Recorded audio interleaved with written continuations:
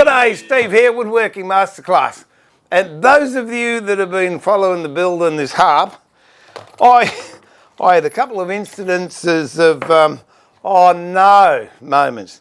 The first one was last night when I thought, after a live stream I did, I thought, I don't believe there's a bob here. I thought, oh, I'll start stringing it up. And to my embarrassment, amazement, annoyance, frustration, whatever you want to call it, I realised, or I found out, that these tuning pegs that I've made, that square, is larger than the standard tuning key. So I thought, what to do? I'm going to have to make a key. So with that in mind, I'm going to scour the floor of the blacksmithing shop, see if I can find some metal, and we'll see what we can come up with. Come with me up to the metal shed and we'll see what we can come up with. Catch you up there. So I've got a length of rod here. I have no idea what it is. It could be 1214 or 12L14. Machine's quite nicely, but I really don't know what it is. But what I've got to do first is bore it out to 8mm, because the heads of the pins that I've made are 6mm. Across the diagonal, that's 8mm. So I'll put a centre in first and then we'll drill her out.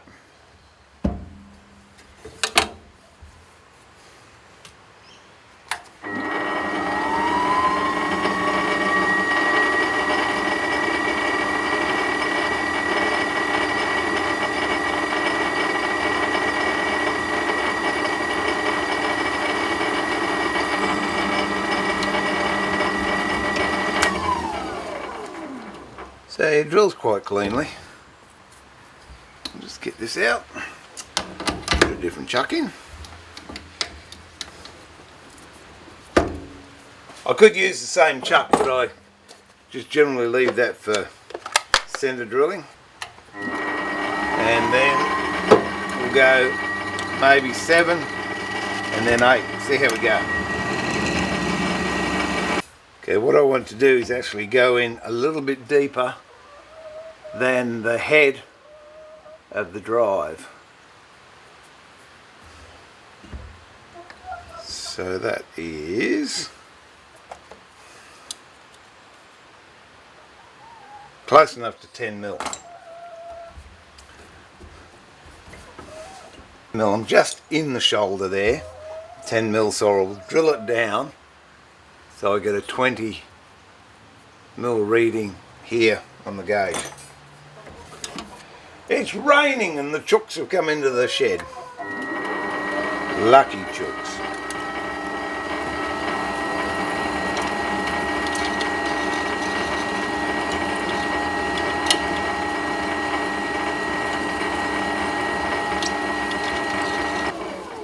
I'll do for that one. Actually, that machined quite nicely, so I might just go straight in and we'll do the 8mm next.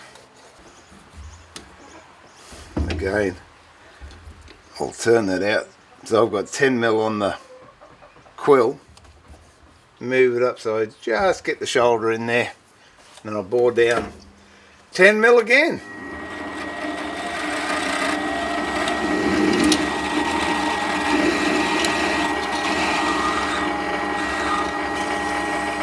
Okay, there we go.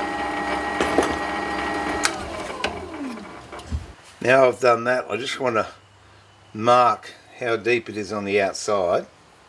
That's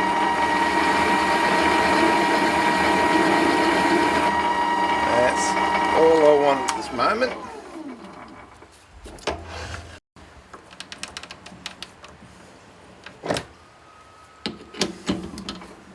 So what I have, piece of metal with an 8mm hole in the middle that this square fits nicely into. Now I've got to make that square. And yeah, if I had a broaching set up I could use that, but I don't. So what I'm going to do is we'll go over to the milling machine. I'm going to mill up a square tenon out of a bit of round stainless steel I've got. Then we'll go to the blacksmithing shop and I will show you what I'll do there. Okay, take the Jacobs, chuck it out. We don't need that in there now.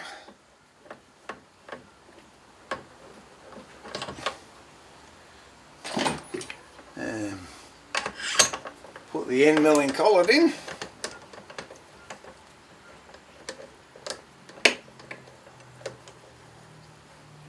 I could have used a smaller one, but the reason I didn't, the size down from this, I use a lot, and I don't know how much this stainless steel is going to blunten it, so we'll give it a go. Besides, I just sharpened that one, so it should be okay. I had better see how much I've got to take off.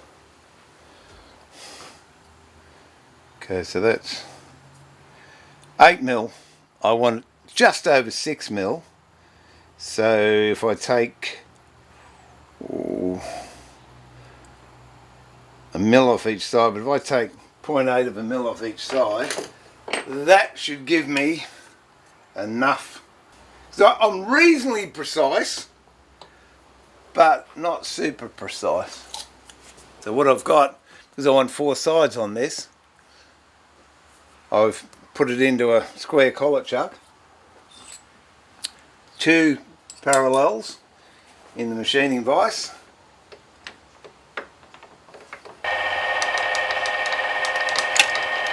Here we go.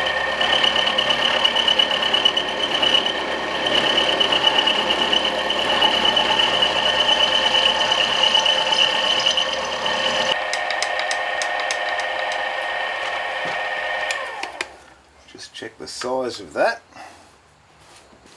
Okay, that's 6.2. That's not too bad. Try it right on the end here. 6.5. I think it's the way I'm holding it. 6.5, 6.4. That will do me. So I'll do the other 2 sides now. And then we can move on with the next part of the project.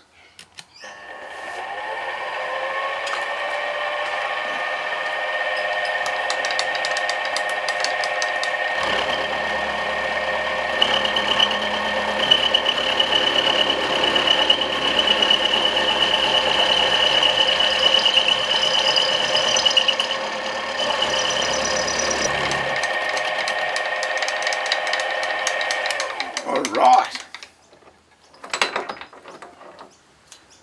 double check that measurement all the way around. 6.5, a little bit bigger than I like, but that's alright. Yep, okay.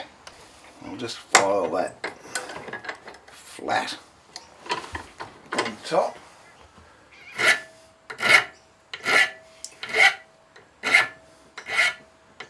What I could have done, I suppose, would be run the mill across it. Actually, I might do that. Go back to the mill.